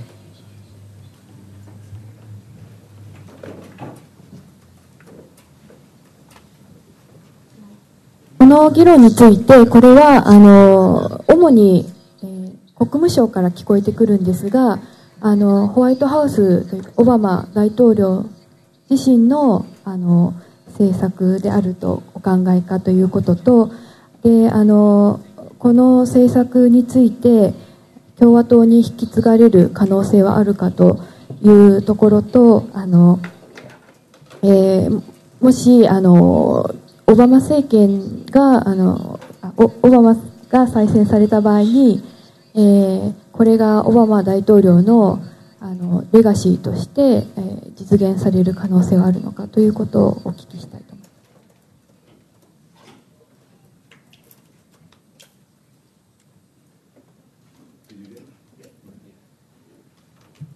I think that it's an interesting question because Hillary Clinton has a definite independent persona. She doesn't see herself necessarily as a spokesman for the president. On matters like this, I think there's a great deal of agreement and coordination. Secretary Clinton has a number of direct, unobstructed meetings with the president. Has a continual, I believe every Thursday she has her session with the president where it's just simply her and President Obama, no staff, no advisors, no White House staff trying to impede her access to the president. But whether or not the foreign policy piece reflects something that the president has to necessarily sign on to, I don't know. I think that her point there in that piece about we want to focus on, shift from the Middle East to Asia Pacific, easier said than done, because this is what they said in 2009. We're going to shift away from the Middle East to Asia Pacific. And then you see things like the Libya uprising, the overthrow of Mubarak in Egypt, growing tensions with Iran, growing tensions between Israel and the Palestinians, and all of a sudden Asia Pacific is, well, that's something I'll do tomorrow, next week, next month, next year. The Middle East is the crisis of the day that I'm focusing on now. I know that Secretary Clinton definitely has always wanted more of a focus, felt that the Bush administration neglected the Asia Pacific region too much. But again, the limits in terms of what she can offer. I'm not particularly confident about the Trans-Pacific Partnership. Again, great idea in theory. Trying to get another round of free trade pacts through the Congress will be difficult, particularly if the Democrats retake control of Congress. And so I think that the emphasis is there, but I don't know how much it resonates. And I think that she would like to be able to preside over this shift away from the Middle East towards the Asia Pacific. But the Middle East keeps dragging their attention back to that region. And so I'm not as confident. I think the theory is there, her aspirations are clear, but whether or not it can be implemented in practice, no, I'm not as confident. And I would just only add that this is a good thing. I mean, there's the rhetoric that, yes, Asia is important, America needs to spend more attention and time, but American foreign policy is really now about crisis management, and there's not a whole lot of daily crisis out in Asia, and that's a good thing. It means it's stable, that we have responsible partners in here, in this area, Japan, South Korea, and China, and the list goes on. So we don't have on a daily crisis, people being killed, etc. And it's also the distance. I mean, aside from the kind of the historical and cultural attachment to Europe, but it's really tough to get out to Asia. It's 14-hour flight. You think, well, 14-hour flight, you get on a plane and you sleep for a day and a half, seems like. But really, I mean, making a trip to Europe is so much easier if you're on the East Coast. And I think it's that kind of things that militate against East Coast, Washington, capital, making that kind of commitment to come out to Asia on a routine basis. But so I think distance is an issue, but I think most importantly, we have great partners out here. Let me maybe second a couple of points that both Nick and Jay made, and then add my own observation. In terms of shifting the focus to Asia, I actually very well remember, I think it was Warren Christopher, creating a massive controversy at the beginning of the Clinton administration by saying that the United States was going to shift its attention to Asia and away from Europe, and all of our European allies were very upset about that. That was a long time ago, and it didn't really happen. And I think one of the reasons for it actually is exactly what Jay said in terms of the lack of crisis. And unfortunately, we have a political system in the United States that doesn't really respond well to problems that have not yet reached the crisis point. So it's very difficult to focus our political system on long-term challenges versus crisis. Looking, and I would agree also with Jay's point about geography, and I would take it even farther, and I would say, when a president or a senior official goes to Europe, and you can go very easily to Europe and go to like 5 or 6 countries in 3 days. But when you come to Asia, it's not just coming here, but it's the distance from country to country to country. That also limits a little bit when you start thinking about the time of senior officials and decision makers. It limits what they can do. Last point. There is definitely in the United States a growing focus on and anxiety about China. And it is not something that is a crisis at this point. But there's definitely a focus on it. And certainly I think if you look at the Republican side in particular, it's really becoming a growing concern. If you look back at the 2010 election cycle, and some people may have heard me say this before, but there was a very interesting article in the Washington Post, actually, right after the 2010 elections. They went back and looked at television advertisements in congressional campaigns and the number of references to China. And there were a lot.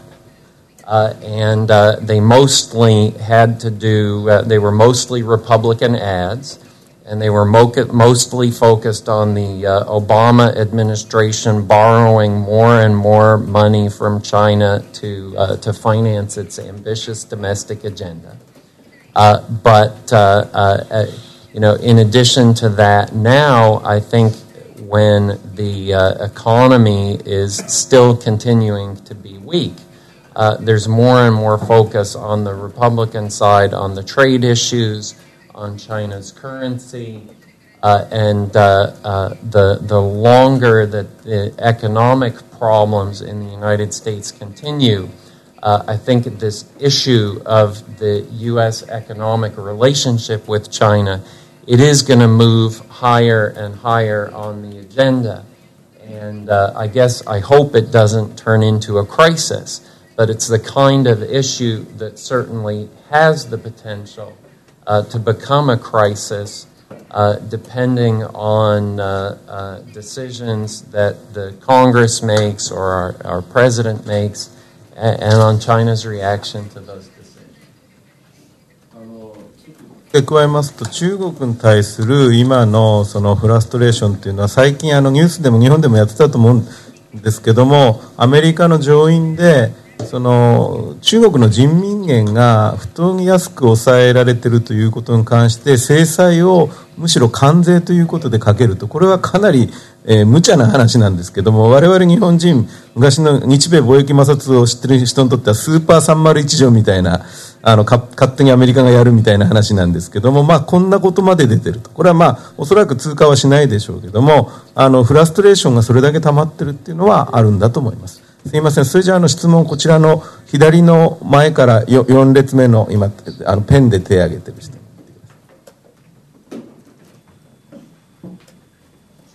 太田と申します。I have a question to both Mr. Sanders and Dr. Koo.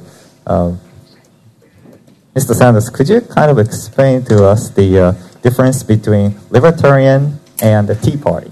Because in Japanese politics, idealism of a libertarianism is sort of like Swahili. Nobody ever heard of. And another thing is, among all the current Republican presidential candidates, do you see any resemblance of President George W. Bush? In other words, always Republican candidates had this kind of a special characteristics and aura and charisma where you could sense it. Do you see any resemblance from current candidates? And my question to Dr. Koo is you said the reason why the FDA agreement with South Korea and U.S. passed because due to a loss of Nancy Pelosi's and the majority Democrats in the House. But if I remember my U.S. Constitution correctly, you need 2/3 majority votes in U.S. Senate to ratify foreign treaty. So don't you think it's due to or nothing to do with Nancy's loss? It's more have to do with a increase of Republican senators. And one last thing is President Kim Jong-bak the closest ally to President Obama in Asia and the rest of the world? Because unlike the President George W. Bush, European leaders are not really that much close with President Obama. So these are my questions. Thank you. I guess I'll start. In terms of Republican candidates and our former president, George W. Bush, I think if you look at foreign policy positions, my own impression is that Rick Santorum is probably the one who's closest to Bush in terms of how he is articulating his foreign policy aims. In terms of the issue you raised of charisma, I think from that perspective, probably Rick Perry is the most similar. He's obviously another Texas governor and has some of the same kinds of, I think, instincts and approaches. So that would be my thought there. The Libertarians versus the Tea Party versus the Republican Party, I could probably talk for 20 minutes about that, and I don't really want to talk for 20 minutes, but the Libertarian Party, the Libertarian perspective is one that overlaps very substantially with Republican perspectives, and there are some Libertarians who would consider themselves to be Republicans and some who wouldn't. The Libertarian point of view is, like Republicans, it focuses on having a very limited role for the government, a high degree of freedom for Americans. I think where you would see a lot of the differences between Libertarians and the Republican Party would be certainly first on issues of social policy, because social conservatives in the Republican Party would differ very sharply from Libertarians who, for example, most Libertarians support legalizing marijuana because they argue that it's not cost-effective to try to prohibit it, and Americans should be free to make their own choices. A lot of them would argue for legalizing drugs in general, because people should be able to make their own choices. So that's I don't want to go into everything, but that's one example where you would see a real difference between libertarians and Republicans. If you talk about the Tea Party, the Tea Party includes a lot of libertarians. There's definitely a libertarian component to it, but it also includes it includes Republicans, and it includes another group of people who have not really previously been politically active. And they don't really have a strong party identification. What they mainly have is a real sense of frustration with the government and concern about high government spending and concern about the economy, and it makes them sympathetic in many respects to Republicans, but at the same time, they're also very frustrated with a lot of the Republican leadership because they see the leadership of the Republican Party as being part of the establishment and also part of the problem. And this is why I think the Republican Party tends to be very scared of people in the Tea Party. Nick mentioned the special elections where the nominating process led to kind of more conservative people being chosen, and then they lost in general elections. But there were also, that happened actually in a number of cases also in 2008, where there were a lot of Republican candidates who, Senator Bennett actually in Utah is another one, who were defeated in primaries by people with these Tea Party views because they weren't seen as standing up sufficiently for these values of reducing the size of government and reducing the budget. So sorry to give kind of a long answer to that, but it's a complicated question. On the FTA issue, the Senate was never an issue. Senate was never a problem. You have to understand American domestic politics. Senate is the house of mature adults, is how many in Washington say. It's the House members, it's the House side that has 435 children. And so it's the Senate who are senators who are really middle of the road, mainstream, deep thinkers, stable adults. I mean, that's the attitude. It's the House. And it really was, there was even talk that if Obama really wanted this, he could have, in 2009, submitted to the House. But it would not have gotten marked up on the House side because the leadership, and that's Nancy Pelosi, who would have never agreed to this. So Obama was really looking for some kind of, Obama could have dealt with Pelosi, meaning given Pelosi what she wanted, let's say. But then you're really chipping away the presidential power. So there's a lot of give and take. And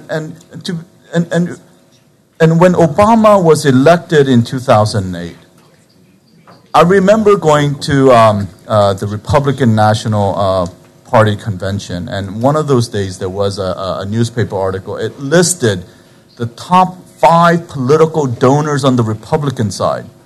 And I forget what it was, but there, I think 1 through 5, they were all big, large corporations, Boeing, Microsoft, whatever. But on the Democratic side, the 5 of the biggest donors, the top 4 were United Auto Workers, the services and employment. 4 of the biggest unions were the biggest donors to the Democratic Party. And so the Democratic leadership could not go against the unions because the unions bring out both money and votes. And so Obama being elected on union money and votes could not go against what the leadership had promised to the unions. So usually these kinds of trade agreements or any other issues don't come up the first 2 years. The idea is the first 2 years the president does enough of giving out favors, rolling the pork barrel projects to all the members, so that if there is a project that he needs to get through, that's when he does it, right before the next election cycle. Because once you get into the next election cycle, then you're held hostage by both activist groups. Now, the second question about the president's relationship with the South Korean president, it's not to say that the South Korean president is Obama's best friend. What it is to say is, among the leaders, he has struck up a particular relationship, a fondness for this president. I don't know if he has a similar fondness for any other, but he certainly has dislikes. And I mean, the dislike for Israel Benjamin Netanyahu is pretty legendary. And so he may have dislikes, but I don't know if he has. I mean, who's he going to like? Italian? What is it? Berlusconi? I mean, and so there's a lot of. I think and this is an anecdote. Maybe it could be. I mean, it's. I heard that in the G20 summit in Toronto, that President Obama had struck up. He thought he had met Hu Jintao 2-3 times before, and when President Obama has a personality that if you know the leader, met a few times, and then you feel comfortable, you kind of get into this very comfortable speak. And this was right after the North Koreans sank the South Korean Navy ship. And the two of them in Toronto, President Obama reached out and said, basically like, hey, we really need to take care of North Korea. I mean, make sure North Korea doesn't do these. And a very kind of honest and reaching out. And what I'd heard was Hu Jintao did one of these things. And leaned back. And gave a very typical foreign ministry response, like, that we don't know who did it, I don't know what. But anyway, Obama took offense at that, and if you go see the press conference after that meeting where both of them are standing on the podium, Obama really goes after President Hu Jintao. And the South Korean government officials tell me it was at that summit that Obama, in a way, promised the South Korean government that he was going to make this happen, but the timing had to be right and a political condition. And as long as there was a timing and a political condition that was ripe, that he would submit it to the House. And then once it got through the House, the Senate wasn't really an issue, because if there was an issue, the South Korean government took care of that by opening up the beef issue. And the beef issue was really targeted to Senator from Montana, Max Baucus, who was the Democratic leader who held that in the Senate. But by agreeing on the beef issue, it really neutralized the Senate opposition. So it was simply coming to terms with the House side. So it really was all about the House and not the Senate. Oh, yeah. Can you hold on? 最後の、I'm sorry, I better speak in English. We have only 3 minutes. So you can talk. The very final answer, include your comment. Okay, Paul. Very briefly, just... No, not now. 質問最後。じゃあお一人手を挙げてますので、この質問してもらって、この質問に最後一人ずつみんな今のコメントも含めてお願いします。一つ伺いたいのはオキュパイウォールストリートの動きについてですね。これが、政治的にどの程度のインパクトがあるものになるのか、あるいは大統領選、今後のアメリカの政治に影響があるようなものになっていくのか。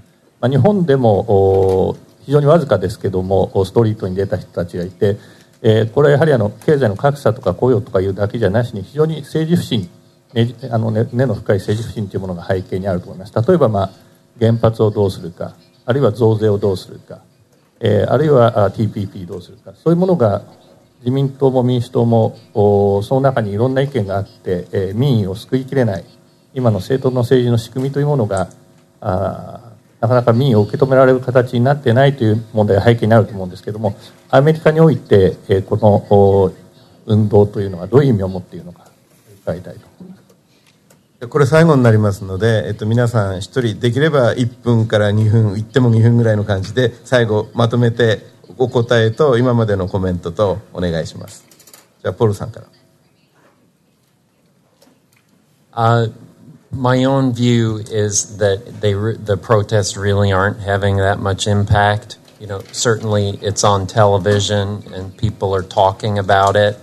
But, you know, if you look at the actual number of people who are involved, it's relatively small. And that suggests that the main impact is really on discussion rather than on votes. We'll see. I wanted to take 2 seconds just to tack on to the issue of the House and the Senate. And Jay was talking about the Senate being kind of more responsible and the House being less responsible.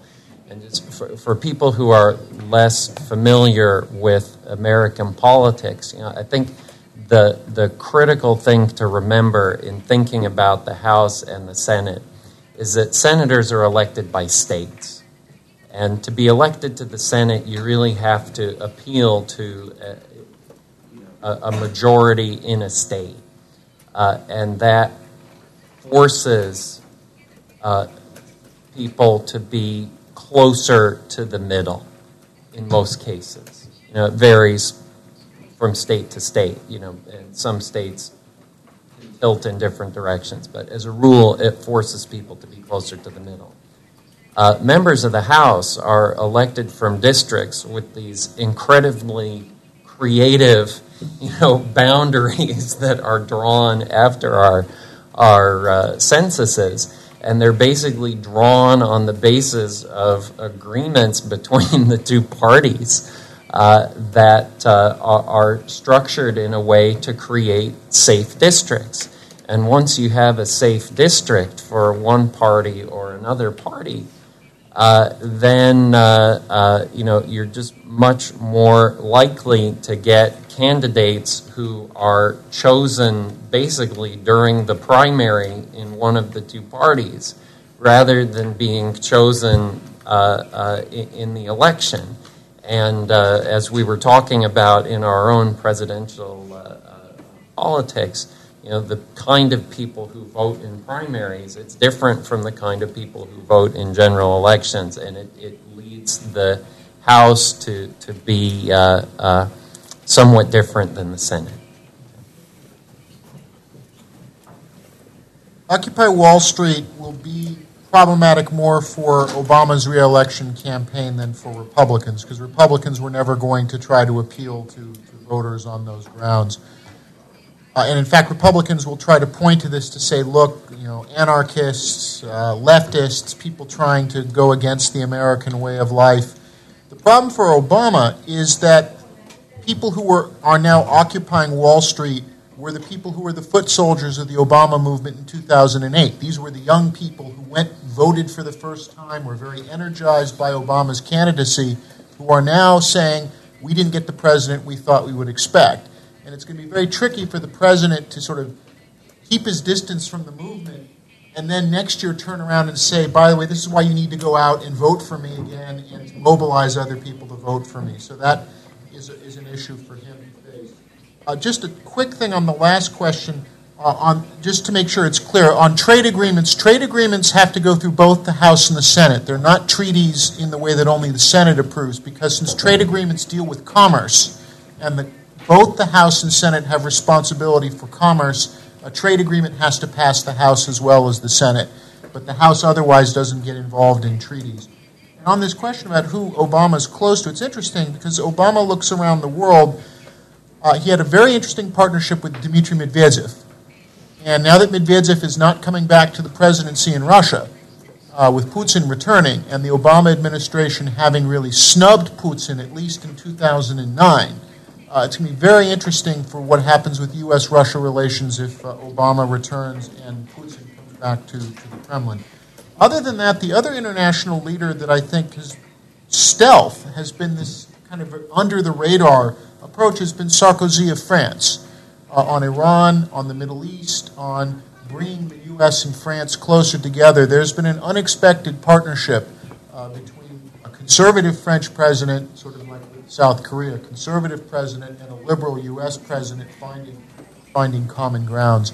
Obama tried to make more of a connection in the rising democracies of the South, but has not really worked out, has not really clicked with Prime Minister Singh in India. President Lula of Brazil, who now is done in office, there was this hope that Brazil would move closer with the U.S. That didn't materialize. So Obama does face a situation of perhaps looking around and not having a lot of close relationships that he may. On the Occupy movement, I think it's a very middle-class, young student, middle-class movement. And you can tell because if you drive by those parks, they have these really nice, wonderful tents, camping tents. And I was actually, right before I came out, I was joking to my friends, those are really nice-looking tents. And nice-looking tents that they own or bought. I mean, so these are middle-class kids. And recently there was a journalist who wrote in the Boston Globe, young people who were arrested. Well, once they got into the police station, they had to write the address. And the addresses were dorms at Harvard University. Because I know, because I was an undergraduate. And so it was Harvard young kids going out there to protest. Harvard is not a makeup of working class students. It is probably more upper middle class kids, and so I found that very amusing. Let me give another example of the House, the difference between House and the Senate. If you're going to be elected as senator from New York, you're going to be campaigning across the state, a state that has 25 million people.